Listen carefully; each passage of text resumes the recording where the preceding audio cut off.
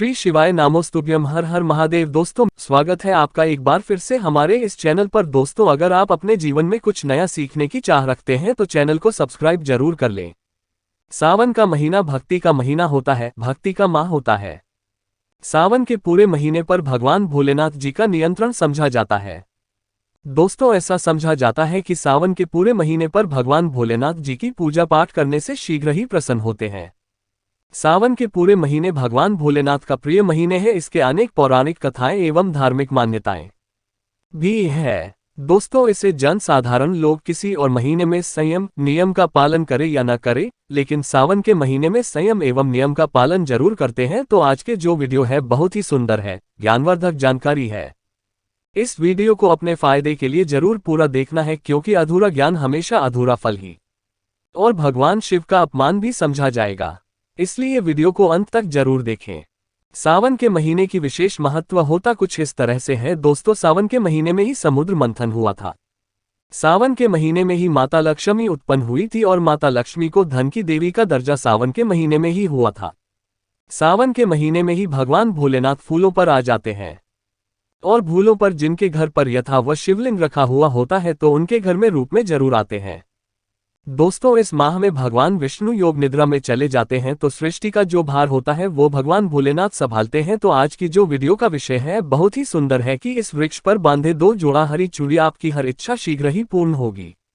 और इस वृक्ष पर सावन में अगर हरी चूड़ी बांधते हैं तो आपकी सभी मनोकामना शीघ्र ही पूर्ण होगी और आपका आने वाला समय भी सुगमता पूर्वक से और कैसा भी आपके जीवन में जो परेशानी चल रही हो वो परेशानी भी समाप्त हो जाएगी। दोस्तों, अगर आप भी भोलेनाथ के सच्चे भक्त हैं तो कमेंट बॉक्स में ओम नमः शिवाय जरूर लिखना। और अगर आप भोलेनाथ से प्यार करते हैं तो एक लाइक जरूर करेंगे। दोस्तों, भगवान भोलेनाथ जी को ये 3 वृक्ष अत्यंत प्रिय है और इस वृक्ष की पूजा करने से शिव पूजा करने का ही फल हासिल होता है। दोस्तों, इस वृक्ष के बारे में शास्त्र में ये भी कहा जाता है कि मनुष्य जाति के लिए स्वयं भगवान भोलेनाथ एवं माता पार्वती ने इन वृक्षों के रूप में फूलों पर अवतरित हुए थे, अर्थात फूलों पर जन्म लिया था। तो आइए इस वीडियो में जानते हैं सावन में हरी चूड़ी का महत्व। हरा रंग सौभाग्य एवं उल्लास का प्रतीक समझा जाता है, जो मन को शीघ्र ही आनंदित करता है। हरा रंग प्रकृति का वो स्वरूप है। हरा रंग प्रकृति का स्वरूप समझा जाता है और माता पार्वती भी प्रकृति है एवं भोलेनाथ को पुरुष। दोस्तों, हरे रंग का उदाहरण कुछ इस तरह से है, जैसे साबुन में भगवान शिव जी को चढ़ाए जाने वाले बेलपत्र, धतूरा, भांग एवं दूध हरे रंग का होता है। दोस्त, और प्रकृति निर्माण करने वाले भगवान भोलेनाथ हरे रंग से अति शीघ्र ही प्रसन्न होते हैं। साबुन में जो महिला हरे रंग की चूड़ी पहनती है, हरे वस्त्र धारण करती है, उन्हें अखंड सौभाग्य की प्राप्ति होती है। दोस्त, और इसलिए कहा जाता है जितनी भी माताएं बहनें हैं उन्हें पूरे सावन के महीने में हरे रंग की चूड़ी जरूर, हरे वस्त्र जरूर धारण करना चाहिए।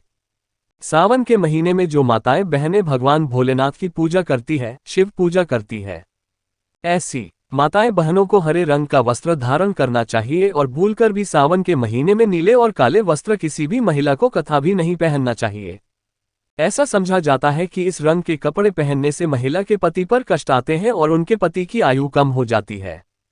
तो दोस्तों, इस वृक्ष पर किसी भी सावन सोमवार के दिन या सावन में किसी भी समय बांधे हरी चूड़ी दुर्भाग्य आपका सौभाग्य में बदल जाएगा। कैसे भी आपके ऊपर परेशानी हो, गरीबी हो, कष्ट हो, कर्ज हो, तकलीफ हो, जीवन में जो परेशानी हो वो सारी समस्याएं समाप्त हो जाएंगे। दोस्तों, केवल एक ही सोमवार के दिन अगर आप ये उपाय करते हैं, हरी चूड़ी इस वृक्ष पर बांधते हैं, तो आपके जन्म जन्मांतर की गरीबी भी मिट जाती है और शीघ्र ही आपके एक ही सोमवार के दिन ये उपाय करने से मनोकामना पूर्ण होगी। तो दोस्तों, को वृक्ष कौन सा है, आइए जानते हैं। प्रथम वृक्ष शमी का वृक्ष। शमी के वृक्ष के बारे में ध्यान से सुनिएगा। तो शमी का वृक्ष माता पार्वती के एवं भगवान भोलेनाथ जी का मिश्रित स्वरूप कहा जाता है। इसलिए दोस्तों, शमी के वृक्ष को उमा महेश्वर वृक्ष भी कहा जाता है। पूरे सावन भर शमी के वृक्ष पर माता पार्वती एवं भगवान भोलेनाथ जी का वास समझा जाता है। सावन के महीने में ही बेला पर प्रदोष काल के समय, अर्थात दोस्तों जब ना ही दिन हो और ना ही रात, अर्थात संध्या काल के समय, तो इस वृक्ष को काल के समय में, गोधूले बेला में या फिर प्रदोष समय में इस वृक्ष को छूने से पाप दोष, कष्ट एवं परेशानियां केवल सावन के महीने में छूने मात्र से समाप्त हो जाती है। दोस्तों, सावन के पवित्र महीने में अगर शमी वृक्ष की जड़ पर कच्चा दूध डाला जाए तो भगवान शिव शीघ्र ही प्रसन्न होते हैं एवं माता पार्वती का ढेर सारा आशीर्वाद हासिल होता है। दोस्तों, शमी के वृक्ष का महत्व कुछ इस तरह से है। भगवान राम रावण पर आक्रमण के पूर्व भगवान राम ने शमी वृक्ष की पूजा की थी और पांडवों ने अपने दिव्य हथियार भी शमी के वृक्ष के नीचे में दबाए थे। शमी का वृक्ष जिस धर्म में लगा होता है उस घर का कल्याण हो जाता है और उस घर में सभी तरह का भौतिक सुख का वास समझा जाता है। तो दोस्तों, सावन के किसी भी सोमवार के दिन शमी वृक्ष पर उमा महेश्वर का ध्यान करते हुए शमी वृक्ष पर सावन के किसी भी सोमवार के दिन उमा महेश्वर का ध्यान करते हुए 2 जोड़ी हरी चूड़ी एवं हरे रंग का रिबन जरूर बांधना। हरे कलर का जो भी आपको श्रृंगार आदि मिल जाए वो आपको जरूर बांधना चाहिए, जैसे कि हरे रंग की मेहंदी, हरे रंग की बिंदी आदि या हरी चूड़ियां जरूर बांधना चाहिए। दोस्तों, कैसे भी आपकी मनोकामना हो एक ही बार में पूर्ण हो जाएगी, क्योंकि इस खास समय पर यानी सावन के समय में भगवान शिव खास तौर पर भास करने आते हैं धरती पर और शमी के वृक्ष में अस्थायी रूप से बांस करते हैं। शमी का वृक्ष छूने मात्र से आपकी मनोकामना शीघ्र ही पूर्ण हो। पूरे सावन भर अगर शनि के पत्ते अगर भोलेनाथ जी को उनके पूजा में चढ़ाते हैं तो इससे अष्टलक्ष्मी आपके घर में करती है। आपके घर में कैसी भी गरीबी हो, दर्द होता हो, दुख हो, परेशानी हो, गरीबी हो, बीमारी हो, सब समाप्त हो जाती है और पूर्ण रूप से आपके घर में भौतिक सुख आकर के निवास करने लगते हैं। दोस्त, और दूसरा वृक्ष है धतूरे का वृक्ष। धतूरे का वृक्ष भगवान भोलेनाथ के उग्र रूप कालभैरव के अंश से उत्पन्न हुआ है। ऐसी मान्यता है कि शिवलिंग पर के पत्ते या पुष्प फल चढ़ाने से राहु, केतु एवं शनि के कुप्रभाव समाप्त होते हैं। धतूरे के वृक्ष पर सावन के किसी भी सोमवार के दिन अगर 2 जोड़ा हरी चूड़ी बांधे तो शत्रुओं से छुटकारा मिलता है एवं शत्रुओं का सर्वनाश होता है। और दोस्तों, सावन सोमवार के दिन धतूरे का वृक्ष छूने मात्र से भगवान शिव आपके घर में दौड़ने चले आएंगे।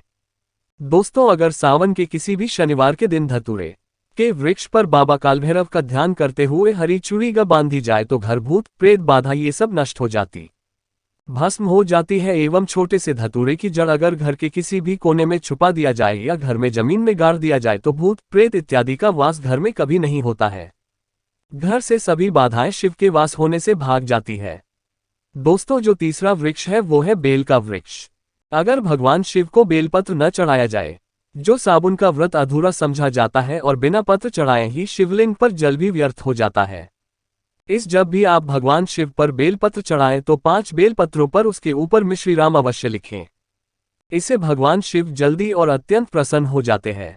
दोस्तों, सावन में बेल वृक्ष छूने से कई तीर्थों का लाभ मिलता है। सावन में इस वृक्ष को क्यों चुना जरूरी है? हाँ, ये जानते हैं बेल वृक्ष की महिमा को। बेल के वृक्ष में आप लोगों को कई बार कई कथा में बता चुका हूँ कि यह जो बेल के वृक्ष है माता पार्वती के स्वरूप कहे गए हैं, तो ये वृक्ष माता पार्वती के उत्पन्न हुए हैं। स्कंद पुराण में बहुत ही स्पष्ट तरीके से बताया गया है। इसके पत्ते में शिव और डाली में पार्वती, जड़ में ब्रह्मा, जीवन में विष्णु जी स्वयं रहते हैं। संध्या काल में ऐसा समझा जाता है कि शिव मंदिर के समीप में जो बेल के वृक्ष है, इसके नीचे में अगर कोई भी मानव अगर सावन में शाम के समय, वैसे तो इसे डेली जलाना चाहिए, लेकिन अगर सावन के पावन दिनों में शाम के समय अगर भगवान शंकर जी का कोई भी शिव मंदिर है तो उसके किनारे में जो कोई का वृक्ष हो वहां पे बिल्कुल आप एक घी का दीपक जला दीजिए। इससे बहुत ही उत्तम कहे गए हैं। वैसे अगर आप घी का दीपक जलाते हैं तो आपको धन, गुण एवं परम शिवभक्त की प्राप्ति होती है। दोस्तों, इस वृक्ष को छूने से पाप तत्काल नष्ट हो जाते हैं। कैसा भी आपके जीवन में पाप को दूर हो जाते हैं तो आपको करना क्या है? देखिए, जो बेल के वृक्ष है इसे बहुत ही उत्तम कहे गए हैं। माता लक्ष्मी को भी बेल के वृक्ष का अवतार लेना पड़ा था। एक कथा के अनुसार इसके बारे में मैं एक कथा भी की। क्यों माता लक्ष्मी को बेल के रूप में बेल के वृक्ष में अवतरित होना पड़ा था, मैं इसके बारे में भी एक कथा भी आपको बता दूंगा। तो आपको साबुन के पवित्र दिनों में बेल के वृक्ष के नीचे हो सके तो घी का दीपक जरूर जलाएगा। घी का दीपक बहुत ही उत्तम कहे गए हैं। अन्य वृक्षों को जैसे आपने मक्खन चढ़ाया, बताशी का भोग लगाया, बेल के वृक्ष को माता पार्वती तथा भगवान शंकर के स्वरूप ही कहेंगे। बेल की जो वृक्ष की जड़ होती है, इसके जो मूल भाग होते, इसमें समस्त तीर्थ आकर के निवास करते हैं। इसीलिए सावन के महीने में कहा जाता है, जो लोग अगर तीर्थ धाम नहीं जा सकते, तीर्थों के दर्शन नहीं कर पाते, तो ऐसे मानव बेल वृक्ष के नीचे में 1 महीने तक घी का दीपक जला लेते हैं। तो संपूर्ण जितने भी तीर्थ होते हैं, इसके घूमने का बराबर पुण्य की प्राप्ति होती है। मैं इसीलिए सारी जानकारी गुप्त रहस्य जानकारी बताता हूं, जिससे आप सभी दर्शकों को, कल्याणवासी दर्शकों का बिल्कुल आध्यात्मिक उन्नति हो। सब धन की जरूरत नहीं होती। किसी को पुण्य की प्राप्ति की जरूरत होती है, कोई आध्यात्मिक उन्नति करना चाहते हैं, इसीलिए इस तरह के छोटे छोटे गुण भरे रहस्य जानकारी वीडियो बता देता हूं। दोस्तों, अब करना क्या है? सावन के शुभ मंगल दिनों में इस वृक्ष को छूना है। माता पार्वती से प्रार्थना लगाना है कि हे माता पार्वती, आप ही त्रिस्वरूप है, लक्ष्मी है, धन की देवी है, आप ही संसार को चलाने वाली देवी है। इस तरह से प्रार्थना करते हुए इस वृक्ष को छूना है और बोलना, मेरी गरीबी मिटाए माता, मेरी निर्धनता को मिटाए, मेरे जीवन में चल रही परेशानियां, सारी परेशानियों को दूर करे। इस तरह प्रार्थना करते हुए आपको एक कपूर और एक लौंग को भी जला देना है और एक काम जरूर करना है। जलाने के बाद इस वृक्ष को आपको बोलना है कि मैं भोग स्वरूप आपको धतूरे के पत्ते एवं धतूरे के फल समर्पित करूं, आप स्वीकार करें। दोस्त, और इस वृक्ष की जड़ के नीचे में भी आपको धतूरे के फल एवं पुष्प को, पुष्प है तो भी रख सकते हैं, फिर पत्ते रख दीजिए और अब वृक्ष आपको छूना है, प्रार्थना करते हुए कि हमारी गरीबी मिटाए, हमारी निर्धनता मिटाए, बिल्कुल ही आपके जीवन में कभी गरीबी नहीं आएगी। और एक प्रार्थना जरूर करना है, किसी की हाय लग गई हो, बद्दुआ लग गई हो, किसी का दोष लगा हो जिसके कारण हमारी आध्यात्मिक उन्नति नहीं हो पा रही हो, तो आप जो है हाल बद्दुआ एवं किसी का दोष लगा हो उसे तुरंत दूर करें। शनि, राहु, केतु का अगर दुष्प्रभाव लग नवग्रहों में से कोई नवग्रह हमें पीड़ित कर रहा हो या फिर किसी भी हमारे पूर्वजों द्वारा किसी भी तरह का हमें पितृदोष लगा हो, क्योंकि पितृ दोष लगने के कारण मानव की आत्मिक उन्नति भी नहीं हो पाती, तो आप बोलना कि समस्त तरह के दोषों को आप दूर करें, अपने अंदर में खींच लीजिए और आप हमें दोषमुक्त कर लीजिए। तो इस तरह से आपको ये प्रार्थना करना है और एक काम आपको जरूर करना चाहिए।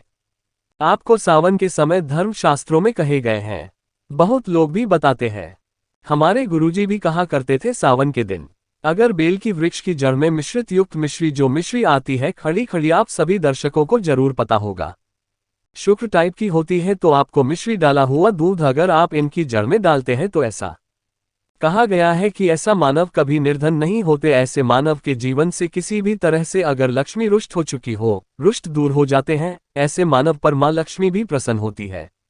ऐसे मानव जीवन में धन का अभाव नहीं होता। ऐसे मानव फिर निरोग रहते हैं, निरोग काया हासिल होते हैं।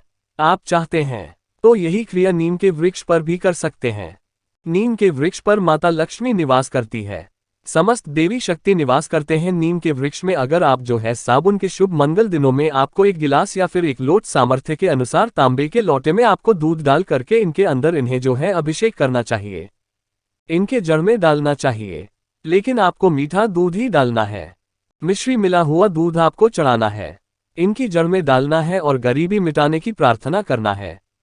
या फिर जो लोग कर्जे का भार है वो लोग बोल सकते हैं कि हमारे कर्ज एक आभार दूर हो, या फिर जीवन में जो किसी भी तरह की जो परेशानी है वो परेशानी भी बोल देना, वो परेशानी तत्काल ये वृक्ष माफ करते हैं और आपको इसे छू करके आ जाना है। दोस्त, सावन में आप इन वृक्षों को जरूर छुए, आपकी कायाकल्प हो जाएगी, भगवान शिव आपके ऊपर मेहरबान हो जाएंगे, आपकी की कामना आराधना पूर्ण हो जाएगी। तो अगर आप महादेव की कृपा हासिल करना चाहते हैं और उन्हें अपने घर पर बुलाना चाहते हैं तो कमेंट बॉक्स में लिखिए भगवान शिव आपका स्वागत है हमारे घर में, हर हर महादेव, ओम नमः शिवाय। एक लाइक जरूर करें।